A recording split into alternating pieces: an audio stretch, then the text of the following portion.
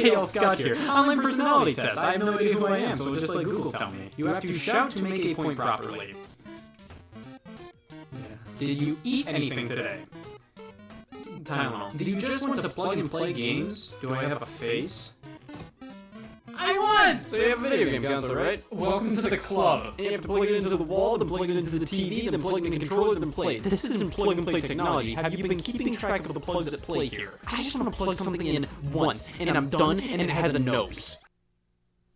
I wasn't expecting an answer this soon. Plug and play games were the sole reason some bin in my living room's corner had purpose. If you didn't own at least one of these from 02 to 09, did you even exist? These things were the thing back in the 2000s. They came in these big fat boxes and proudly proclaimed, plug it in and play. See, no power adapter or extra controllers were necessary. All you had to do was pop in a couple of batteries and plug this directly into your TV with the yellow and white cables. Or I don't know, they could be forks, I'm colorblind. These things could be anything. Composite cables, one for video and one for sound. And if you're good enough, another one for sound. Once you were done with the setup, you'd flick the switch on the controller and boom! Look at this. No power adapter necessary. It plugs directly into the TV. This is magical. Plug and plays were always charming little distractions. They were easy gift ideas for kids. They were only like 20 bucks a pop, and you didn't have to think about what game console your kid had. All you had to know was, oh, my son likes circles, this'll do. But many times these plug and play games feel like an excuse to sell subpar games inside of a colorful container.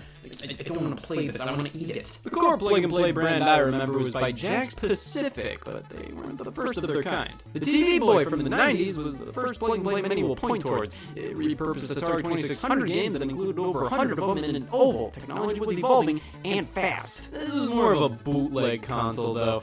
Pretty much all of the games included weren't properly licensed and had their names changed. But what the TV Boy did was not only obtain a cease and desist, but also set the standard for plug and play games in the future. Power them with batteries and utilize older technology. And one of the first ones to do this legally was the Activision 10-in-1 byte Toy Max in the year 2000. While not 100% confirmed, many do believe this was the first of the modern plug-and-plays. You have the cables, the logo, the legality, it has it all. This device features 10 Activision classics from the Atari 2600. So you know what that means, it looks like this. Yes, this is the controller you'd associate with the games included on this plug-and-play, and then this is the plug-and-play you wouldn't be able to identify in the street. So the on and off switch and reset buttons are on the shoulders, cool, and we have two D-pads, cool, with one acting as the buttons, cool, and the game selection. Cool, this one isn't too great. The design's not ideal, and surprisingly the games aren't much better. But you gotta give this plug and play credit where credit's due. It started a revolution. Jack's Pacific started up their line of plug and play consoles shortly afterwards, and truly popularized this kind of stuff, and soon everybody was making them. These were the ones I owned back in the day. See, I may have had a GameCube and Game Boy Advance, but that didn't mean I wasn't interested in playing worse games. The Atari plug and play is modeled directly after the original Atari 2600 joystick, and quite well at that. Everything feels exactly how it should here, and that means it doesn't feel great. But they did a fantastic job recreating the experience of the Atari 2600, and it was my first and best experience with the console's catalog. Technically speaking, these are recreations of the games, not 100% the same as the original 2600 versions, though they were made to be as close as possible. I played a lot of Breakout and Pong and Centipede and tried to understand the context of Yard's Revenge as a kid. These games, while nothing crazy, were fun enough to warrant untangling this thing from time to time. This device may have been one of the first stepping stones to me liking games nobody gives a shit about anymore. Of course, I brought up previously how it was strange I had so many of these things when I had perfectly working game consoles at hand, but the Atari Plug and Play offered something those consoles didn't. The unique controller. Because this was a dedicated device, they were able to replicate the original 2600 joystick, so playing this really does feel like you're actually playing Atari. You could have just bought an Atari compilation on the Xbox, but are you really playing Atari with this thing? So that's one thing the plug and plays had over traditional game systems. The controllers could be whatever they felt like. Oh, we'll get to this one. The Pac-Man plug and play by Jack's Pacific. Everybody had this one. Me, Scott, everybody. 5 Namco classics at play here. Pac-Man, Galaxian, Rally X, Dig Dug, and Bosconia. Back in the day, I called this list Pac-Man, Galaxian, Rally X, Dig Dug, and what? This is an alright collection. These games aren't one-to-one with their arcade originals, but they're better than playing the old NES versions, and also better than a bunch of the compilation discs on consoles, because here, we have a joystick. Of course, using this now doesn't feel as good as I remember. It feels a little clunky, the stick doesn't feel substantial enough, it isn't big enough to really fully use the stick like I would on a real arcade machine, but It was a decent joystick at the time, and all these games are factually more fun with the joystick. Of course, they followed this up with a Ms. Pac-Man plug-and-play, featuring different and better games. Ms. Pac-Man, Galaga, Xevious, Mappy, and Pole Position. I got so much mileage out of both of these plug-and-plays, and this was where my love for the Namco arcade games began. What's interesting about the Ms. Pac-Man unit is Pole Position is controlled by twisting the head of the joystick. I didn't know that as a kid, and when I tried playing the game, the car would never move. Now, how did I never know that, considering there are multiple signs showing that this is how you control pole position? Oh, hey, it's my friend. I don't know how I didn't realize I was the joystick in pole position. I was just a kid. Leave me alone. I hate my parents. These two were my most played plug-and-plays, but of course, it's impossible to ignore for much longer. My fourth plug-and-play was the Etch-a-Sketch plug-and-play. It never worked. It came with a cartridge. Why? Like, the cart came in the box with the plug-and-play, and it was the only cart released for the plug-and-play, so why make a cartridge slot on the plug-and-play if there's only one cartridge for it, and you could just build the elements of the cartridge on the inside of the plug-and-play? What the Etch-a-Sketch? I don't have this one anymore, so I'll throw the concept of it to the side and make way for my true final plug-and-play I owned as a kid.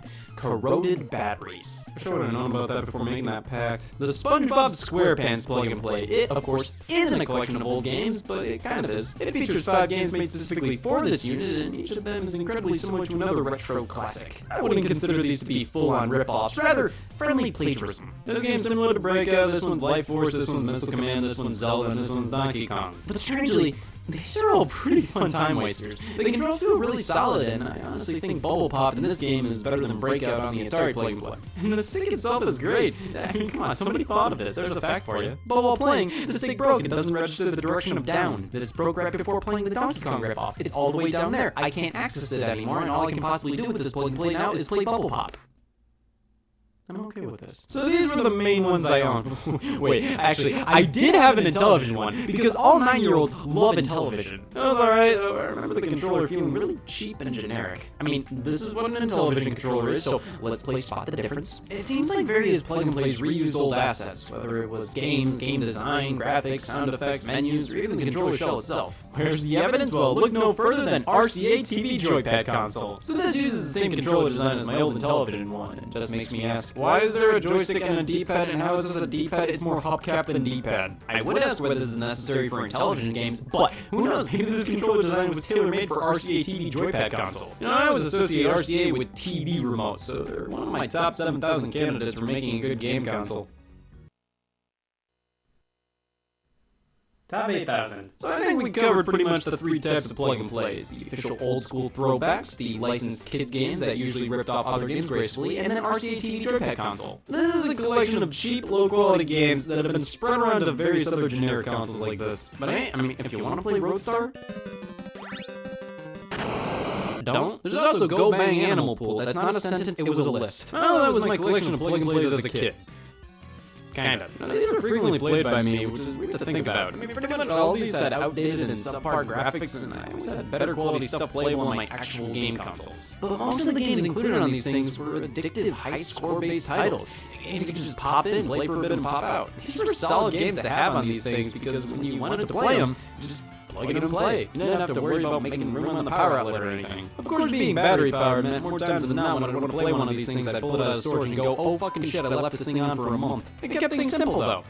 Now, why do all of them require a screwdriver to access the batteries? I don't know, this is a bit of a pain. But hey, there were tons more plug-and-plays, specifically by Jack Specific. There was Spider-Man, Pinball, Poker, Mortal Kombat, Fantastic Four, Scooby-Doo, Batman, Star Wars, Capcom, Superman, 1 vs. 100, WWE, DreamWorks, I'm forgetting thousands more. But here are just a few more I've picked up recently. Atari's back, and this time with a knob! The Atari Paddle Plug-and-Play, similar to the joystick, but this time we're replicating the original paddle controller, which allows for smooth as butter movement in games like Pong and Breakout. This feels so much better than the original Atari one. I mean, I loved playing Pong and Breakout with this thing, but controlling them was a bit stiff. In Pong, you could always find one spot that the ball would just keep going to and just stay there for hours to rack up points. In the paddle plug-and-play, the games are so much more fluid and fun to control. Jeopardy and Wheel of Fortune! See, Wheel of Fortune has an actual wheel. What did you do today? This is a good one, even if it didn't accept my answer for what a slogan might be. The elephant attacks that.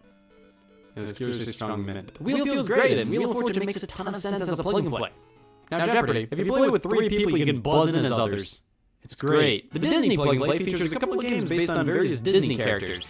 This is most similar to the SpongeBob one. Each game is of a different style. The first one, you have to change the direction of the bridges to make a clear-cut path. So I constantly failed at the first level, but afterwards I swept the f***ing floor with Timon to the rescue. We have a Lilo and Stitch platformer, Duck Golf.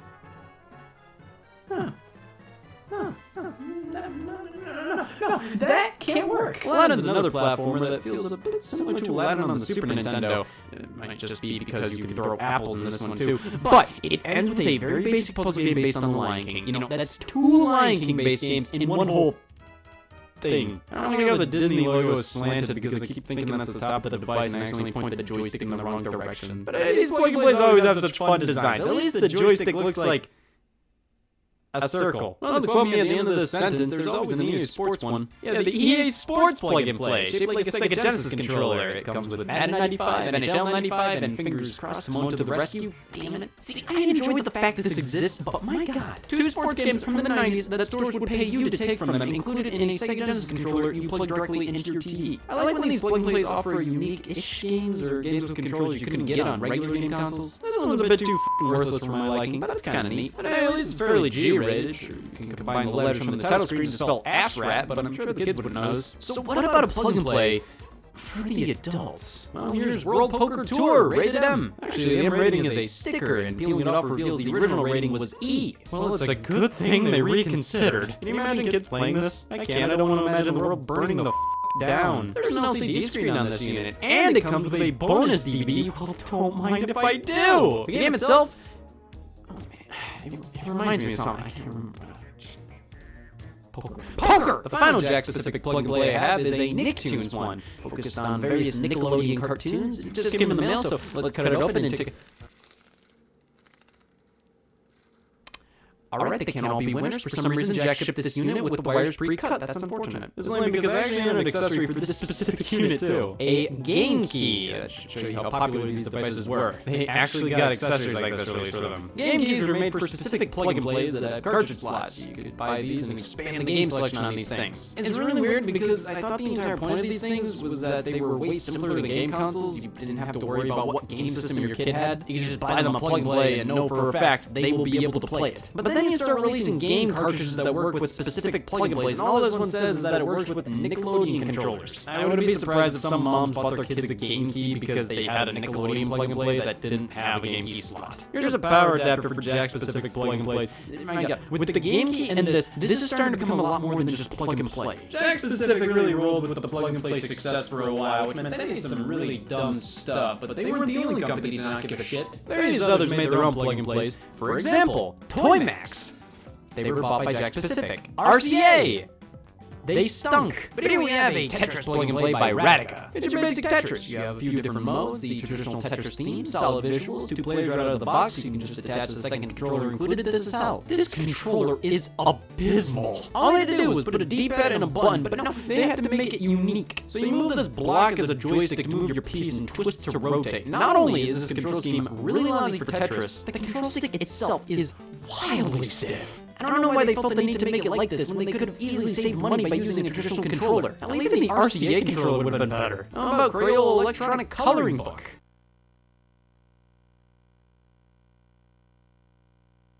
I don't know why I'm disappointed. TV Wild Adventure Mini Golf. There better not be any ducks or I'm gonna fucking lose it. So this is interesting. It's a motion control golf game. You adjust your shot like this and wave the golf club over the sensor. Problem is, waving anything will register it as a hit, so as long as you keep the sensor covered, your character will constantly putt. Here's another gimmicky one, American Idol Dance Showdown. American Idol, you know, the competition show about singing. Here's a dancing game. It's a blatant clone of Dance Dance Revolution. You get a mat, you lay it out, and step on the right arrows at the right time. See, it's fine, but I personally feel that plug-and-plays work best when they supplement what you can do on a home console with unique controllers instead of just offering a version of DDR that a dollar store can sell. So that should give you a pretty good idea as to what the plug-and-plays were back in the mid-2000s, but that doesn't mean they aren't still readily available today, though I have no idea who's still buying them.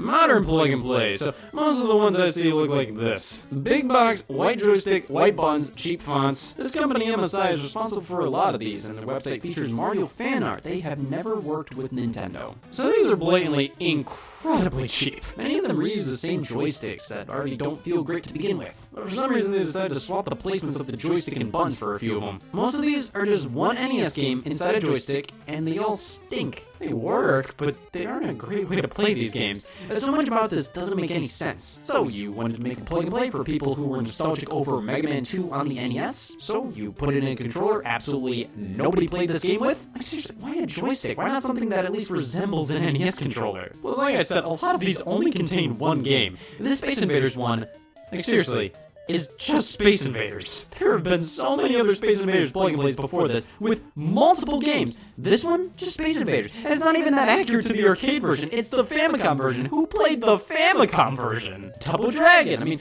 I will give this the benefit of the doubt. The batteries might be in here a bit wobbly. See, that's a problem with a lot of these units. Graphical problems if the batteries aren't fully in or are starting to go. But God, this looks bad. And it's just Double Dragon 1 on the NES. If you have the joystick, why not have the arcade version instead or included alongside this? WrestleMania, yeah, just the NES game in the same joystick. Why don't I hear anybody talk about how garbage this company is? But I found this Pac-Man one at Walmart recently. It's actually pretty good. The design may not be the most comfortable, and sure, having the wires contained at the bottom with a lid may sound like a good idea, but just ends up making it more complicated to put away because now I have to cram all the wires back in and not lose the lid. But the stick and buttons feel pretty alright, and the game selection is pretty solid. It even includes the final level of Pac-Man, where it's a full-on unbeatable glitch. It's sort of completely useless, but it's neat to be able to play it, as I'm sure most of us haven't gotten 256 levels into Pac-Man. I'm not a fan of having to do a combination of button presses to go back to the menu. I would have just preferred a menu button or something. But this is a solid newer plug and play. Of course, there are these at-games products, the Blast units. They're wireless controllers connecting to HDMI dongles. A lot of people give at-games what for since their quality isn't the greatest, but man, this is so much better than MSI. Who the hell wakes up and says, I'm okay with these existing? Plug and plays were a product of the mid-2000s, and while they're still around, I don't necessarily ever see them become nearly as big. They somewhat had a resurgence after Nintendo kickstarted the mini classic console craze. Some people call these little systems plug and play. I retaliate with, look at all these plugs. See, on the surface, these things may seem nothing more than cheap toys with extremely basic games for children. That sentence was finished long ago. I do have a lot of great memories with these things, though. None of them were groundbreaking or anything, but they were fun, quick pick-me-ups. Even if the games were incredibly basic, many were actually designed quite well, and basing the gameplay off of old-school arcade games, or just offering old-school arcade games to play, I think that gave a lot of young kids a greater appreciation of classic games. Of course, none of these I desperately want to go back to, and bringing them back today doesn't work. I mean, these worked so well back in the mid-2000s because most TVs had composite inputs on the front. Now with HD TVs, if they even have composite inputs, they're on the back. And even then, plug and plays, most of the time, way more! Hey y'all, Scott here. Why didn't you tell me about pencils? This is great. Consider me a newborn fan. I'm sold. I don't even have to think about the next pencil I buy because I already pre-bought all of them. I should have waited for reviews. New product? Oh, don't mind if I do. If it comes from a company, I love it. You don't need to wait for first impressions or reviews. You can just order something the moment it's announced. It's one of our two rights. Now, does that mean you'll get it the day it releases? You'd think so. Pre-orders. The act of pre-ordering. You'd mostly do this to ensure you get this product the moment it comes out, or at the very least, a copy is reserved for you. Pre-ordering something doesn't always mean you'll get it on launch day. Sometimes shipment delays happen. Rather, it ensures you will in fact get it at some point in your life. Pre-ordering is more for the consumer that just can't wait to buy a product, but they can wait to use it. And in the video game industry, pre-orders are a way of life. This is something that's so frequently done with games. Every single one is up for pre-order, and so many people feel the need to hit that button. Other entertainment fields don't feel nearly as inclined to do this. I mean, you can pre-order a digital movie, but are you really human if you do that? With games, pre-orders are constantly pushed, more so than anything else. So if you're interested in this game, you should pre-order it. If you do, you'll get to add something to a landfill. Listen, I rarely pre-order games. I personally feel like it overcomplicates things rather than simplifies them. Most video games are mass-produced. You're not going to have a hard time finding new Super Mario Bros. U Deluxe on launch day, so if you pre-ordered it, get over there. If that game wasn't available at Best Buy at launch, launch, The simulation's crumbling. plus with pretty much every major game being released day of digitally, sometimes even before the physical release, there's no worries about stock problems. If you really wanted to play a game at launch and there are no more copies available, you have options. I've just had more problems with pre-orders than I haven't. It all started with my first pre-order ever, Wii Sports Resort, because I couldn't wait to play Wii Sports Bowling on a new disc. So I was at a GameStop and decided I have $20 and can put this towards my own copy of Wii Sports Resort. That's coming out soon, they'll reserve one just for me, and I'll only have to spend $30 more when the game releases. After the launch date passed, the next time I went to a GameStop, I asked if I could pick up my copy of Wii Sports Resort. They said no, because it was at a different GameStop. I don't think it was too far-fetched to believe these stores could communicate with each other. One pre-order at one GameStop was good at another. So I could have just went to the other GameStop to pick up my pre-order. No, I wanted the game really bad, so I spent all my money on it at the GameStop I was at. And thus I had to then figure out how to cancel my pre-order at the GameStop I pre-ordered at. Hey, don't blame me, I was young and dumb. It was 2018. You know, I should have just paid for the pre-order in full after buying the game at the other GameStop, so then I wouldn't have been embarrassed in the slightest. I wouldn't have had to walk away from the one without a game, and wouldn't have had to cancel my pre-order at the other. I know what you're saying. No man should own that many copies of Wii Sports Resort. So two? Ever since that day, pre-orders have left a bad taste in my mouth. It's like buying something with extra steps. Like I went to Best Buy to buy a laptop. They didn't have the specific one I wanted, but said a nearby store had it in stock. So they said I could purchase the laptop at this Best Buy, then show up to the other Best Buy, tell them what I did, show them my information, and pick it up. No, that's just asking for trouble. Like I could do that.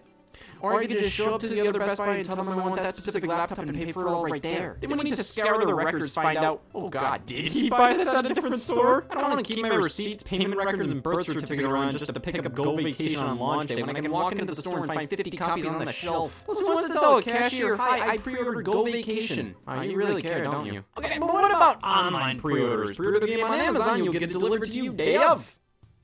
Sure, let's go with that. Don't you want the game the minute it's available? That's why you pre-ordered it? Well, pre-ordering online, you get it the day it releases, but UPS usually gets to your house around 4 p.m. if they're quick about it. And then sometimes your order gets delayed a day or 2 or 5, and your order isn't even a game that's a limited edition or anything. How did my copy of Animal Crossing come late? You can build a country out of copies available. But it's all about the worry in your heart. What if you show up to the store and there's no more copies left? You know what the last game I experienced that with? Super Monkey Ball Banana Blitz HD. Hey, do you have any copies left? If you didn't pre-order, sorry, no. Really? To be fair, I mean, I don't really like walking in a store to pre-order something. It just feels weird to go all the way there for something you can't tangibly leave with. What did I accomplish today? I only pre-order things when it's almost absolutely necessary, when there's actual reason to believe it won't be in stock at launch if you don't pre-order. I probably pre-ordered more digital titles because you know what happens at midnight when you pre-order games? You can play them. I'd rather wait till 4. Limited editions, brand new game consoles, these make sense to pre-order. At launch, they're first come, first serve. So why did I pre-order Assassin's Creed 4? I needed a new football. The pre-order bonus! What better way to get you to spend $60 early than to promise something worth $5? I mean, if I spend my money now, I'll get bullshit and dog shit. Companies like their pre-orders because they give a good idea as to how many people are actually interested in the game. Plus, if they follow through with the order, that's paying full price for a game at launch opposed to waiting for a price drop later down the line. But how do you get people to actually pre-order? I got some socks in the car. Let me go through everything I remember pre-ordering and what I got for doing so. Firstly, of course, there was Wii Sports Resort. What did I get for pre-ordering that? Dignity. Next up, what? Like some Amazon purchases? Nothing with these. I tried to pre-order Smash Brothers for Wii U at GameStop, the big collector's box with the GameCube controller and adapter, and they said we don't have that version, but we do have pre-orders for the regular game and a third-party GameCube-looking controller that only those without hands would use. Yeah, I passed and pre-ordered on Amazon. Guess when I got it? After the shipping delay, right now. I did finally fulfill 2014 Scott's wishes and found a new copy of the Smash Wii U collector's box. Finally! I really wanted to stick it to that GameStop that said, ooh, sorry, no more pre-orders for that. Though, if you want, we have plenty of Little Big Planet 3 pre-orders left. Okay.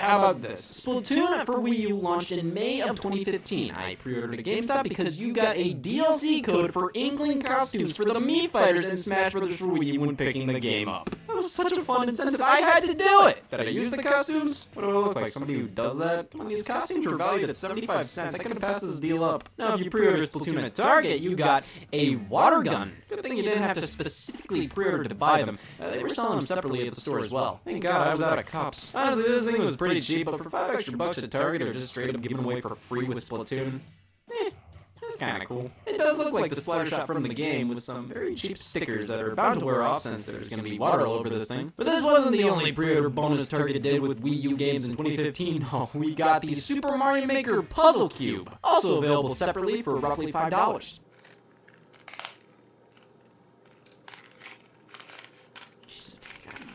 How did they f*** up a Rubik's Cube? This is using like the cheapest plastic imaginable. Each turn feels like I'm grinding against the rest of the plastic. I can't commend them for doing something cute like this, but I'm sure the people in charge said, we have just enough funds to kinda do a Rubik's Cube. If you can only kinda do a Rubik's Cube, you probably just shouldn't do a Rubik's Cube. Now, I personally pre-ordered my copy of Mario Maker over at GameStop because they were giving out this poster celebrating the 30th anniversary of Super Mario Bros. I don't really put up posters outside of a few key examples, but this one just looked neat, so I thought, I'll pre-order to get that. How about with Twilight Princess HD? At GameStop, I got the soundtrack on CD.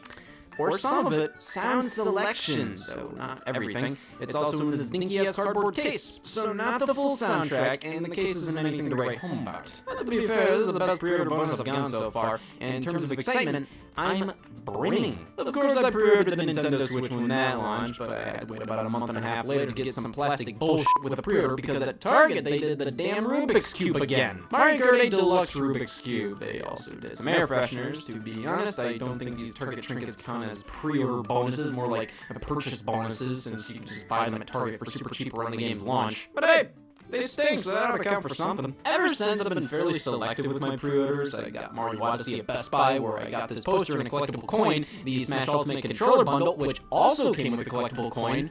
And I mean, these are quality little trinkets, but at least with the Rubik's Cubes, I got a good few years out of looking at those complaining. These, there's just not much to them. They're nice little coins. So cool, but like, I don't even know what I'm supposed to do with these. I haven't personally truly experienced a crazy good pre-order bonus. I think the one everybody points to that was undoubtedly the best of all time was the Legend of Zelda The Wind Waker's pre-order bonus. You got Ocarina of Time plus the all-new Master Quest version of the game as a GameCube disc. So you pretty much got an extra game for free by pre-ordering this game. Pretty sweet deal. Pre-order copies of Mario Kart Double Dash contain the fabled bonus disc featuring game demos. They were seriously putting work into the pre-order bonuses back then. So, how did pre-order bonuses look a decade later? A free football for pre-ordering Assassin's Creed 4 at Best Buy. Oh, I was gonna buy a football at Best Buy anyways. I needed a new Assassin's Creed 4. This is perfect timing. A flashlight for pre-ordering Shadow of the Tomb Raider at GameStop. Yes, the inside of the game case is so dark I can't find the game without it. A banana-shaped Wii Remote holder for pre-ordering Donkey Kong Country Returns at GameStop. This Wii Remote is really pissing me off. It's not in something else. Good thing I pre-ordered. 25 extra lives for pre-ordering Sonic Lost World from Amazon. Yeah, that's what got me to pre-order. More lives. Free condoms with infamous Second Son at GameStop Italy. They'll work or your money back. You got exclusive special moves to perform in Remember Me based on Street Fighter I pre-ordered from Amazon, Best Buy, or Steam. Why lock stuff like that behind pre-orders? Why lock cool gameplay incentives? Well, it's easier than supplying quality merchandise. Gears of War 2's pre-order bonus was an RC car tank.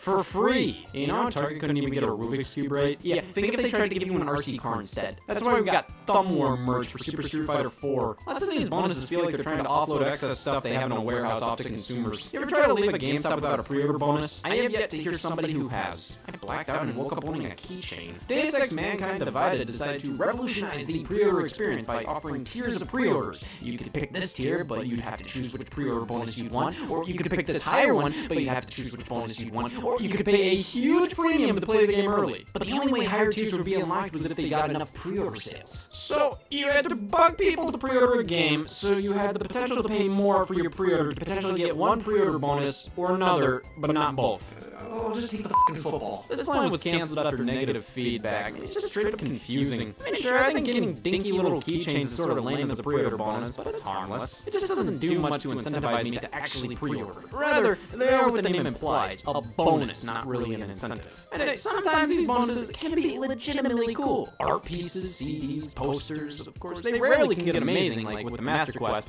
but I doubt we'll ever see a pre-order bonus that great ever again. But if anything, some of these modern pre-order bonuses really hit home what I was trying to convey a bit ago. don't pre-order shit. Like, why? The only reason to actually pre-order something is if you get a benefit from it. Like, if it'll be scarce and you want to make sure you get it. But pre-ordering Watch Dogs?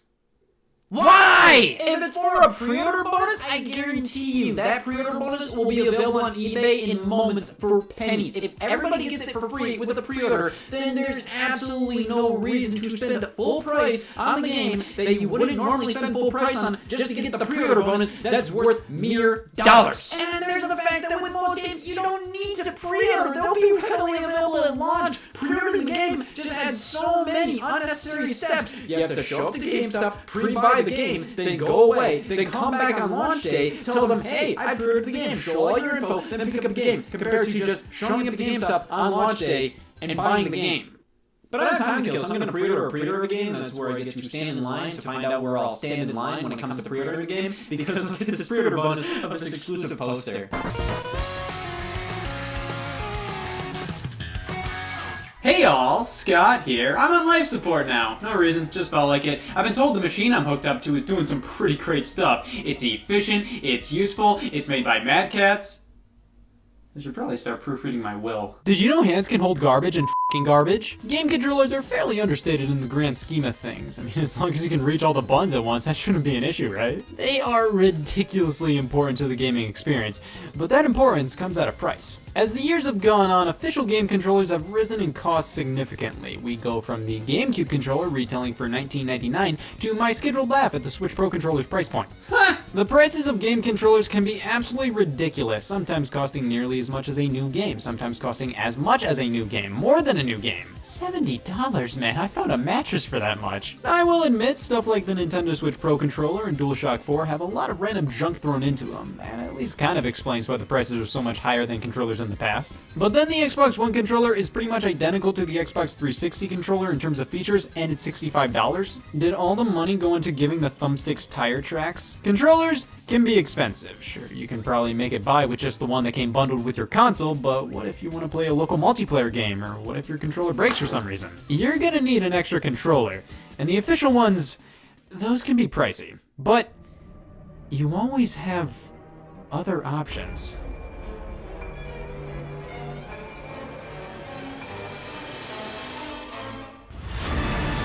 We give these away with car stereos. Third-party controllers. Controllers not made by the company who makes the console. You never know what you're gonna get with these things. Since they're made by a company that had nothing to do with the actual console, they don't have to abide by any rules, designs, or legal restrictions, nothing.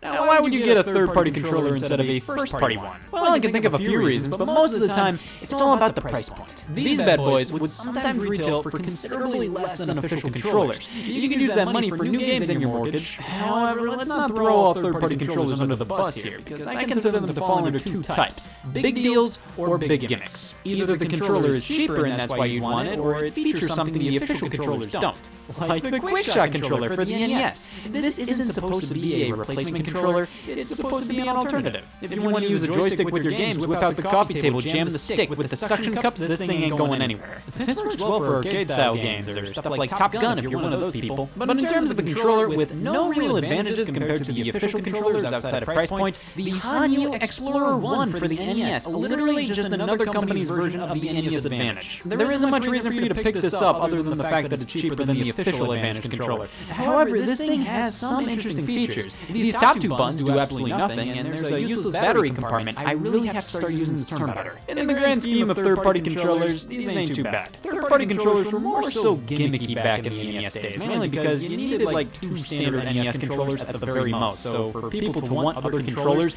they needed to stand out. They needed to have features the regular controllers didn't have. That called for pretty much any unofficial controller to have turbo buttons, like the Turbo Touch 360 for the Sega Genesis. This gives me chills. We have switches to give any of the buttons turbo fire, but the star of the show here is the lack of a D-pad. I'm sure tons of people who saw this in the store went, yes! You ever just use the Genesis controller and...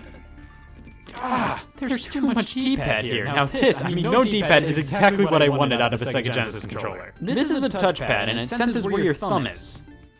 Where your thumb is. Yeah, this doesn't work very well. You don't get the precision of an actual D-pad at all. I don't know if this is whacking out because of old age, but I couldn't imagine this ever working that well when it was new. But hey, if you want a more standard experience, here's the Sega Genesis Owl Pad. I'm sure somebody stood by this controller like you're waiting in the living room for your date to come downstairs and you're talking to her dad about how much you like the Sega Genesis controller.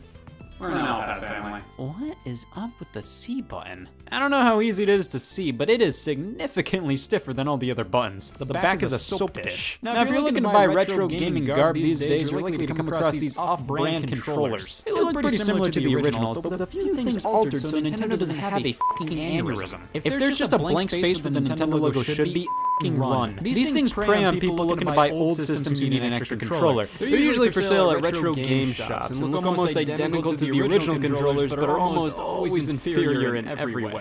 Like, come on, $15? That's around the same price for an official N64 controller, but people keep buying these because they look so similar and they're brand new. At least back in the day, third-party companies respected the consumer. To differentiate themselves from the first-party companies, they made sure to add their own stupid fucking twist to their product. Introducing the Boomerang 64. The analog stick fell off of mine, and all that's left is a stick, so I had to improvise. Now, this isn't nearly as bad as it may seem. It is a chunk fest in my hands, but it gives you an N64 controller with a slightly more conventional layout. It has built-in rumble if you slide some AAAs in, and there are two whole Z buttons for maximum. But the D-pad is stiff, the L and R buttons are in totally out there locations, and overall, it's just an awkward controller. Also, the name is a lie. The Super Pad 64, now this screams, oh, go fuck, I need a Nintendo 64 controller and only have $10. I'm gonna be saying that on my wedding night. It's a substitute, but that's all it really is. It doesn't excel at anything in comparison to the original. I mean, yeah, this isn't great. But I'm used to how not great it is. The Super Pad 64 just feels weird without those grips on the sides. It feels incomplete. Z feels like a gas station fuel button. The controller works, but that's all it really does. It's totally just for people who needed that one extra controller for multiplayer. The Super Pad 64 is the type of thing I think of first when I hear the term third-party controller. Cheaper in every sense of the word. But this was made by Performance. The company I immediately think of when I hear the term third-party controller is Mad Catz. If you walk into a building constructed by Mad Catz, get the f*** out of there. Get all the kids out of the room. 3, 2, 1. Jesus Christ, censor that. The only Mad Catz product I owned legitimately without thinking twice about it being made by Mad Catz was my GameCube memory card, and I'm still happy to have it on me. Look at all these memories. An entire page of Nickelodeon game save files. I love gaming. Look at this. 16X, whatever the hell that means, keep it coming. I had so much storage space on this card. Mad Catz was never the worst supplier of controllers, but they were definitely known for their mediocrity. But I mean, come on, has a company who made a Dallas Cowboys PS2 controller ever steer you wrong? A lot of their controllers aren't terrible, but they're on their way up there. The Mad Catz GameCube controller, talk about undercompensation. You take a regular GameCube controller and then just warp every element of the controller until it's a shrunken, grotesque GameCube pad. Oh, bold up the fonts on the buttons. Just by looking at this thing, there's something undeniably cheap about it. Like many of these controllers, it works, but so does filing for bankruptcy, so whatever, different people like different things. Well, what about the Mad Catz arcade stick for the Xbox 360? With all the arcade titles available on 360, you needed a good arcade stick to play them with. I still need a good arcade stick to play them with. This controller is all show no go. You look at it and go, wow, this is everything a regular Xbox 360 controller is, but with controllers tailored for arcade games. A joystick with a fire button on top, a spinner for games like Arkanoid. This is gonna end in heartbreak. This is just a regular thumbstick on stilts. It has such a wide range of movement. Most arcade joysticks are locked in a set number of directions. Here you have full 360-degree movement, which let me tell you now, this does not work well from this Pac-Man. The entire controller itself is too tiny, like you want to be able to slam an arcade controller on a coffee table and not have to worry about it moving all over the place. No, this one's too small and light to set down and play with, but it's too big and cumbersome to hold in your hands. This has a lot of the same problems as the Atari 2600 joystick in terms of size. I can't say Mad Catz didn't try with this controller, but they didn't. Want to know who did try with their controller? Nickelodeon. Put SpongeBob in your hands.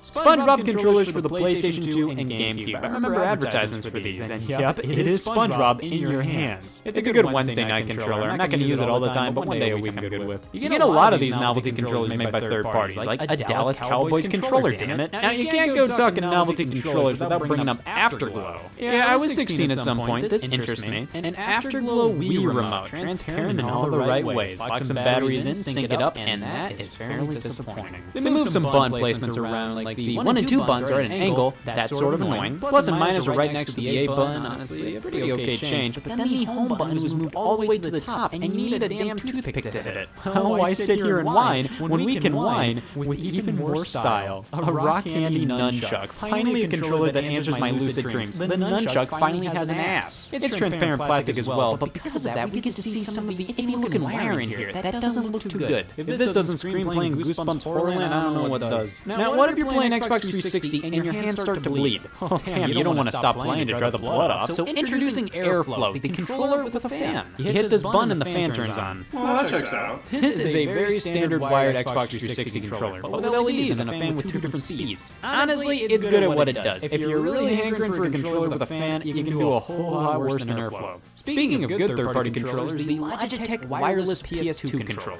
Oh my god, this thing is really comfortable. Dare I say, more comfortable and sturdier than the official controller. The traditional PlayStation 1, 2, and 3 controllers just aren't really my thing, but this pokes it up a bit and just melts in my hands. Also, I like the blue underneath the analog sticks. Those are fun. Here we have a few controllers for the Nintendo Switch. First up is the 8-bit Do SN30 Pro. I've always heard a lot about 8-bit Do, damn whatever. They specialize in retro-esque Bluetooth controllers. This one obviously taking heavy inspiration from the SNES. And yeah, it's pretty good at what it sets out to do. I don't see this as a full-on Switch Pro controller replacement, but as a supplemental controller for 2D platformers with retro stuff, then oh yeah, it's good. It also works on PC, Android, and irrelevant, so there are a ton of uses for this thing. But what about a controller made specifically for the Nintendo Switch? Well, just your luck, here's the Power A wireless controller. Themed after The Legend of Zelda, specifically with some Twilight Princess art.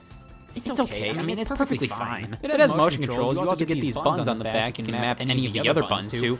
However, you don't get HD Rumble or NFC here. For that, you need to chalk up an extra $20 for the official Pro Controller. That's not worth it. The extra money may not be worth what the Pro Controller adds in terms of features, but I will say the extra $20 is worth the more premium feeling of the Pro Controller. This is perfectly fine. It does the job. But at $50 for a third-party controller, I'd just spring for a Pro Controller at that point. Here I have a bunch of PS3 controllers. Alright, first up, this is the GameStop branded one. That feels alright. Let me test out the trigger.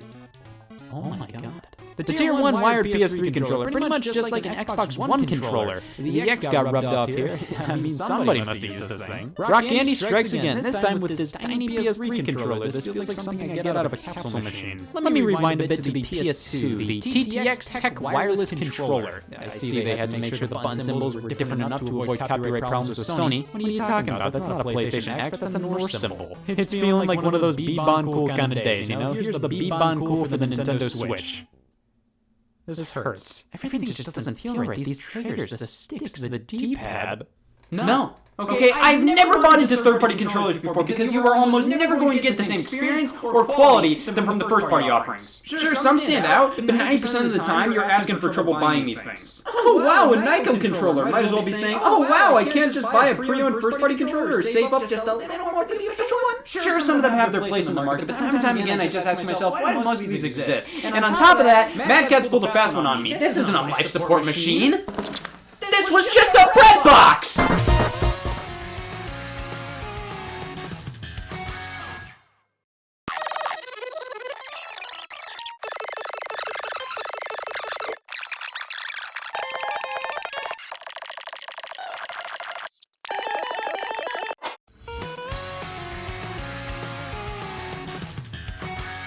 Hey y'all, Scott here, and I've just been promoted at my job to the title of stay-at-home son. Suffice to say, I've had a lot of extra time on my hands, and I've been discovering the legends of lost video games. Someone please hire me. Games are a medium in which preservation can be tricky, thus some games can't be played in their original state. These are games that have basically been lost, not games that were cancelled, but games that existed and were playable, but are inaccessible nowadays. These are the games that time forgot. NBA Elite 11, a crowning achievement in the cancelled but not cancelled industry. EA initially developed Elite 11 as a reboot of the NBA Live series. 2010 was a crazy pro Elite anti-live time. After a lame demo was put out for the game showcasing various problems and glitches, EA realized the product just wasn't up to snuff and thus cancelled the release of the game. Or did they? Copies of the game were shipped to retailers, but EA requested them to be sent back. Most obliged, but some copies were sold to consumers. Due to never officially releasing, but technically officially releasing, NBA Elite 11 is incredibly hard to play. If you want to grab the game, well, The demo that initially released was completely ripped from online stores, making this one of the hardest EA Sports games to experience. Thank God you made the cut. Hey, remember Download Play on the Nintendo DS? It was a way for you to temporarily download content from another DS without an internet connection, mainly for things like playing a multiplayer game without your own copy of the game. It's pretty slick. Download Play was also used to issue demos to players. The main way I remember this was through the Wii. You could boot up the Nintendo channel and download demos for DS games to your DS, but you could also get exclusive demos by using Download Play in specific areas like retail stores. However, we have an exclusive game that was only available via DS Download Play. Visiting the Poke Park, a Pokemon theme park in Japan, you can download an exclusive DS game to your system, Poke Park Asari Takai DS. It's a Pokemon fishing game, that's it. The way DS Download Play works is that after your system is shut down or after 12 hours, the game is inaccessible.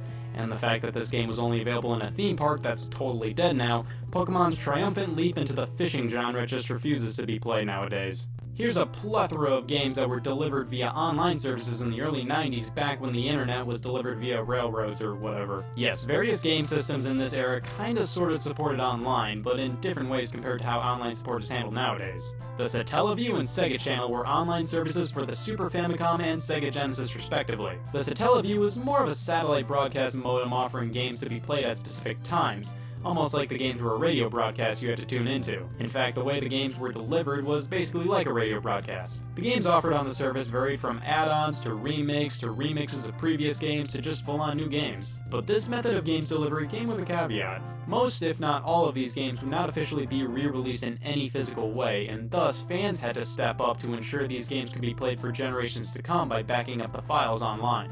The only way to get these games legitimately nowadays is to grab a Satellaview with the cartridge and memory pack, hopefully with previously broadcasted game data on it. A good majority of the Satellaview broadcasted games can be played now via emulators, and unofficial reproduction cartridges exist of various games, but many are not in their original state. For example, an expansion to The Legend of Zelda: A Link to the Past was released entitled Ancient Stone Tablets and featured a narrator speaking to the player alongside orchestrated music being streamed. While Ancient Stone Tablets can be played on an emulator nowadays, it's never been officially re-released by Nintendo, and the narrator and orchestrated music is completely lost. Another one is Kirby's Toy Box, a collection of games broadcasted via this service. They were minigames, basically an expansion of Kirby's Superstar. Most of the minigames have been found, backed up, and can be played online right now, except for one. The game entitled Ball Rally is still lost and can't be played unless you just so happen to have a Satellaview with the game on it, which is something that has yet to surface. Just a few years ago, a good chunk of the Kirby's Toy Box games that were believed to be lost did end up surfacing,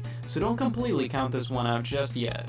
But get ready for the most heart-wrenching lost game broadcast of them all. Garfield Caught in the Act's Lost Levels. The Sega Channel for Sega Genesis was kind of Sega's version of the Satellaview, and similar to it, Sega offered some exclusive games on the service like Mega Man: The Wily Wars and Alien Soldier. Garfield Caught in the Act was offered to play, but also saw release as a physical cartridge. However, a handful of levels didn't make the cut in the final release and were finished for the Sega Channel version of the game. Many have nicknamed this as Garfield the Lost Levels, as they are completely lost. However, these levels are available on the Game Gear and PC versions of the game. It's not confirmed, but it's safe to assume that while these versions may be similar, they probably aren't one-to-one the same level designs as the levels on the Sega Channel version, which are gone and will most likely never resurface.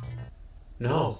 The dependency many games have on online stores scares the piss out of me. So many games are digital only and can be taken off of the stores at any moment, making it almost impossible to play them. A good amount of the time, these games are taken off for licensing reasons. Scott Pilgrim vs. the World the Game is a huge one that was taken off Xbox Live Arcade and the PlayStation Network.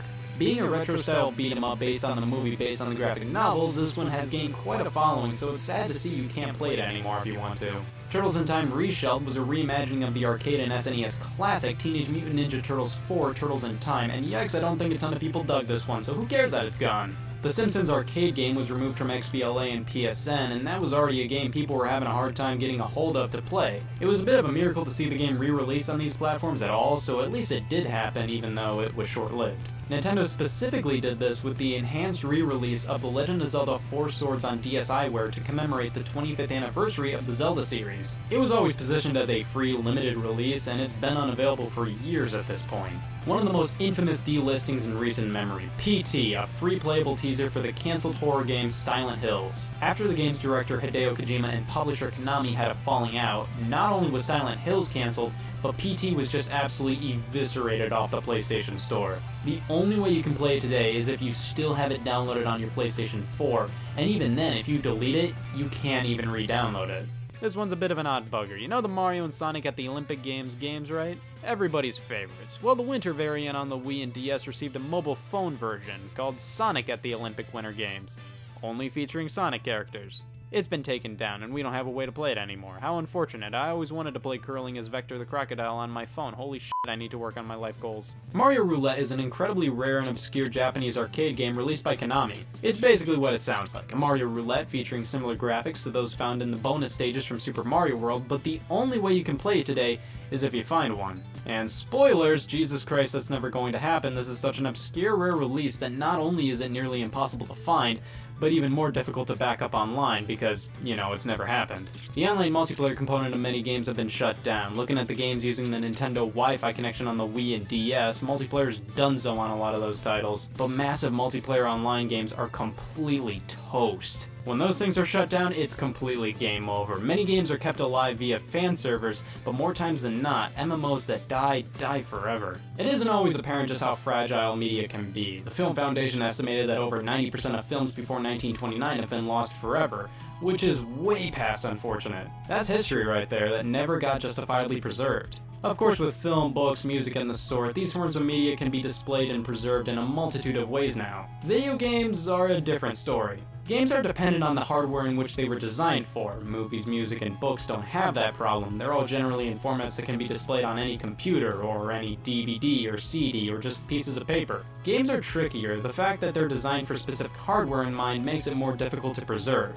Many point to emulation, which of course emulates a specific video game console on different hardware, and yes, that's an excellent way to preserve games, especially and in my opinion, preferably when it's officially endorsed by the companies who originally made the game. Recent releases like the Mega Man Legacy collections are emulations of some classics, which many purists may scoff at, but in my opinion, if they play and look as they should, I commend re-releases like this, as it ensures that these games are readily available to play and won't be lost to history. But of course, not everything can be preserved, and we just have to live with that. I would love to get my hands on a lot of these games someday, but I'm not giving my hopes up. Honestly, the fact that some of these games are lost to history makes them more interesting in some cases, and potentially gives them more notoriety than if they were readily available. But it still would be nice to have hard copies of all these games. Of course, when talking about games that are lost and can't be played anymore, everybody has to mention Club Penguin, an online game where you just bro out with other people all displayed as penguins. You see, I never played Club Penguin. I was always more of a Nicktropolis guy, which suffered the same fate. Well, with these online chat room kids games gone forever, I guess I'm gonna have to relive what it's like to be a kid in one of these things by just going to a chat room and posing as a 12-year-old. Gotta ask this person how old they are these days first off, and with the age-old age question being thrown out there, I think I'm gonna leave it at young.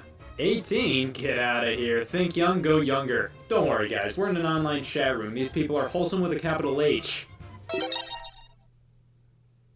Scratch that.